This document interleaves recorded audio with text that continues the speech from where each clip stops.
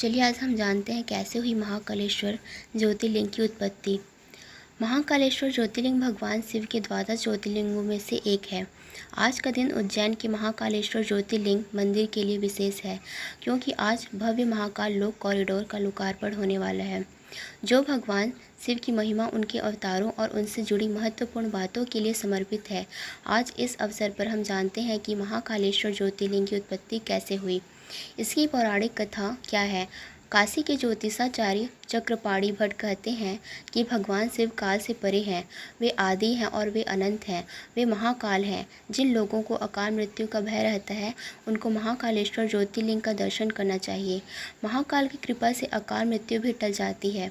जिस पर महाकाल की कृपा हो जाए, उसका काल भी कुछ नहीं बिगाड़ सकता। महाकालेश्वर ज्योतिर्लिंग की पौराणिक कथा का वर्णन शिव पुराण में है। महाकालेश्वर ज्योतिर्लिंग की पौराणिक कथा। शिव पुराण की कथा के अनुसार उज्जैनी चंद्रसेन नाम का राजा शासन करता था, जो शिव भक्त था। भगवान शिव के गढ़ों में से एक मणिभद्र से उसकी मित्रता थी। एक दिन मणिभद्र ने राजा को एक अमूल्य चिंतामणि प्रदान की, जिसको धारण करने से चंद्रसेन का प्रभुत्व बढ़ने लगा। यश और कीर्ति दूर दूर तक फैलने लगी। दूसरे राज्यों के राजाओं में उस मणि को पाने की लालसा जाग उठी। कुछ राजाओं ने चंद्रसेन पर हमला कर दिया। राजा चंद्रसेन वहां से भागकर महाकाल की शरण में आ गया और उनकी तपस्या में लीन हो गया। कुछ समय बाद वहां पर एक विधवा गोपी अपने 5 साल के बेटे साथ वहां पहुंची।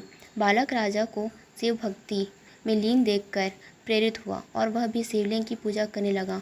बालक शिव आराधना में इतना लीन हो गया कि उसे माँ की आवाज़ सुनाई नहीं दे रही थी।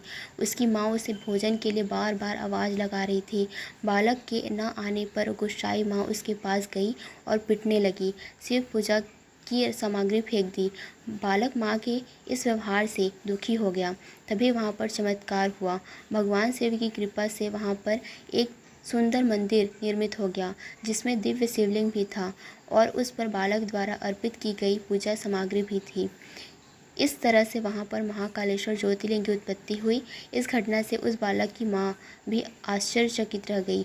जब राजा चंद्रसेन को इस बात की सूचना मिली, तो वह भी महाकालेश्वर ज्योतिर्लिंग के दर्शन करने पहुँच गया। जो राजा मणि के लिए चंद्रसेन पर हमला कर रहे थे, वे युद्ध का मार्ग छोड़कर महाकाल की शरण में आ गए। इस घटना के बाद से ही भगवान महाकाल उज्जैनी में वास करते हैं। जिस प्रकार से काशी के राजा बाबा विश्वनाथ हैं, वैसे ही उज्जैन के राजा भगवान महाकाल हैं।